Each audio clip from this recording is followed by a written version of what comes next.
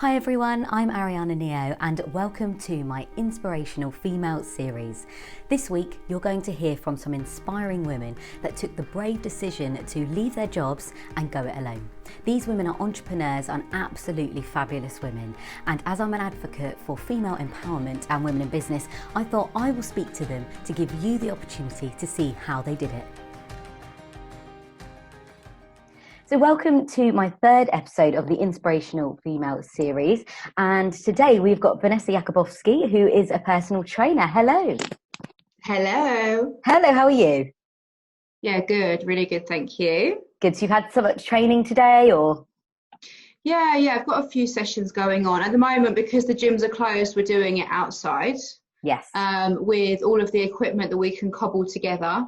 Okay. So a few bands and things like that, but nothing too serious. But obviously gyms are opening again soon, so we can get back to the proper training. The proper training. So thank you so much for being part of the Inspirational Female series. So we need to start off at the beginning. So when you decided you wanted to go it alone and set up your own company, tell us a little bit about that. So I was actually in recruitment for a long time. And I was living in Dubai, and it was a really stressful job, you know, desk work, you're at a desk 12 hours a day. So I would always go to the gym after work to de-stress. It was like my church, my haven. And I was always thinking in the back of my mind, at some point I need to make the switch, I need to train, I need to become a PT. So dabbled a little bit, but never really had the opportunity to get into it. And then when I left Dubai for other reasons and I came back, I started another job in recruitment in London. And I was just so unhappy. I just thought, you know what? This is my chance just to sort of take the leap and retrain. And so that's what I did. So it was like a comeback, fresh start, new career.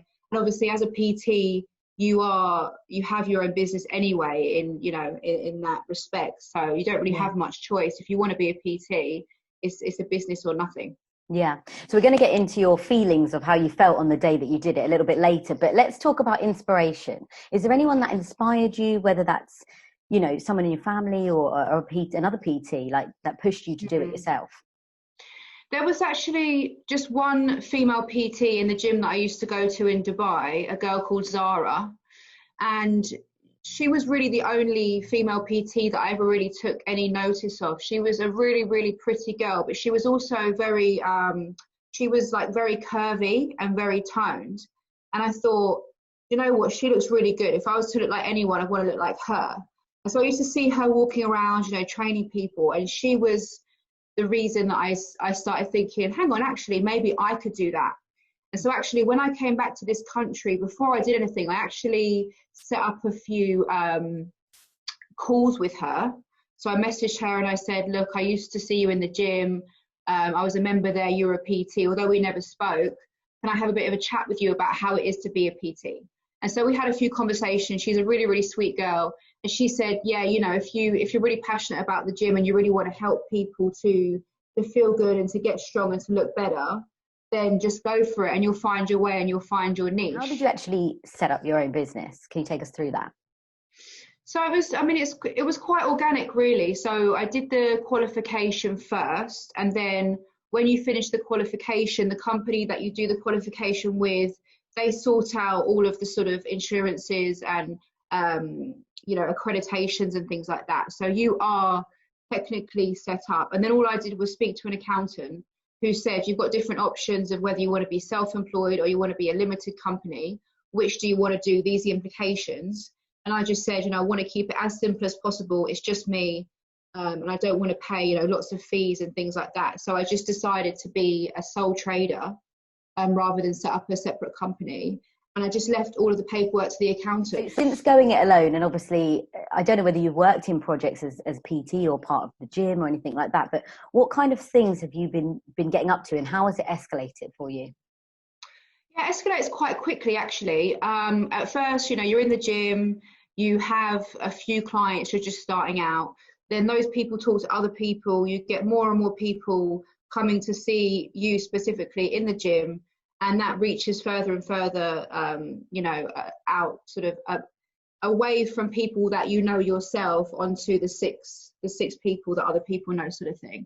the 6 degrees of separation. And then online now is a huge thing, what with the coronavirus and everything. So in terms of the online world, I've now moved more into online coaching. So where before I would physically see everybody face to face for a session, now I have a lot of clients that I never actually meet. I just do weekly check-ins with them, you know, measurements, pictures, etc. Adjust their nutrition plan, adjust their home training plan, and they just pay me a monthly fee. So we work together like that, and that is the way that personal training is going. And then on a personal level, because I want to be the best and most sort of inspirational PT that I can be, I decided to go for a sort of a physique competition in September. So I've been training for that for about 6 months now.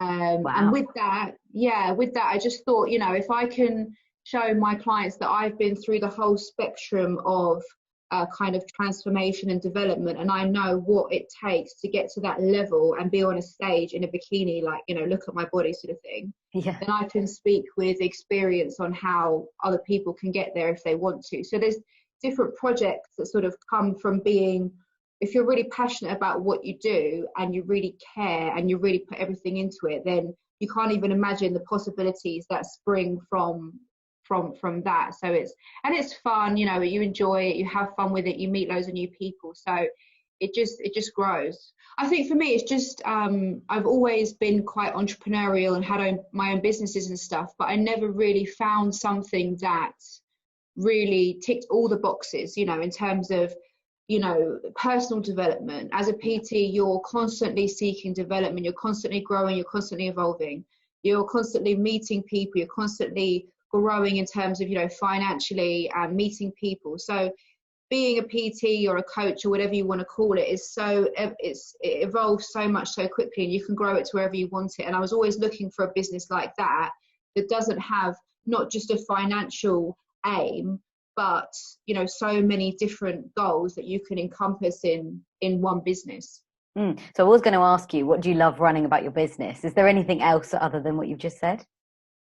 It's just the flexibility, really. I mean, you know, I can train an 82-year-old guy 11 till 12, Amazing. and then the next hour train an 18-year-old, you know, girl, and have completely different conversations with them and learn different things. And I really, you know, make an effort to become really good friends with all my clients and go out for dinner with them, and, you know, really care about people. So it's the people-centric aspect that I'm helping them improve their lives in so many different ways, and also making really long-term connections and relationships at the same time.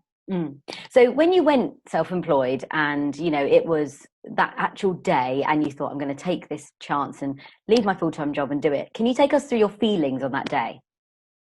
I just knew that, you know, I've tried a lot of businesses in the past, I've tried a lot of jobs, and this is what I want to do. This is what I need to do. There is nothing else. So you've just got to suck it up and roll with the punches. And obviously it was not easy to qualify as a PT. I think I perceived that it would be an easy thing to do to get the qualification, but it was actually really hard. I failed the exam. There's 2 exams that you have to do. I failed one of them 6 times. Oh, wow. So I had to I had to keep revising, keep learning. I was crying. I was so frustrated because obviously you can't start making money until you've got the qualification. So I put everything aside and I was just focused on getting this qualification. I kept failing. I kept calling a company saying, I don't understand why I keep failing this exam. I kept going to London, redoing the exam. But I just knew that there was nothing else that I was interested in doing. I was 31 years of age, and I was like, if I'm not going to do it now, then, you know, when am I going to do it? You know, saying that you failed the exam, I'm sure other people have found it difficult as well. And I certainly didn't know how hard it was to become a PT. So that's quite enlightening.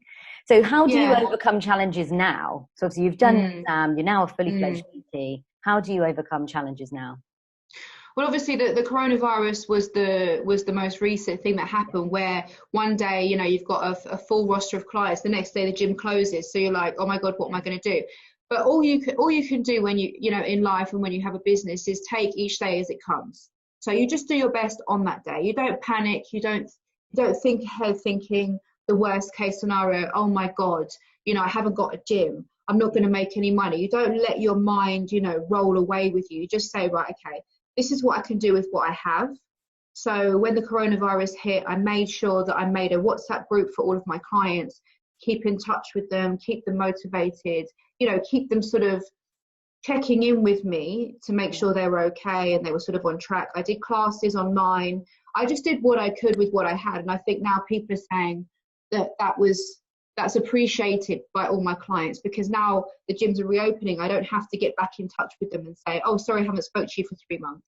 Yeah. When are you ready to start at the gym? So it's about not getting overwhelmed, doing what you can with what you have, and not looking too far into the future in sort of a doomsday way, like, oh my God, I'm doomed because this has happened, because you can just learn how to roll with the punches. So what would you say helps you through the tougher times as well? Do you have any tough times you can share with us? Yeah, I mean, training in the gym for me was really important because I went through a very abusive relationship when I was in Dubai. So the gym became like even more of a sanctuary for me.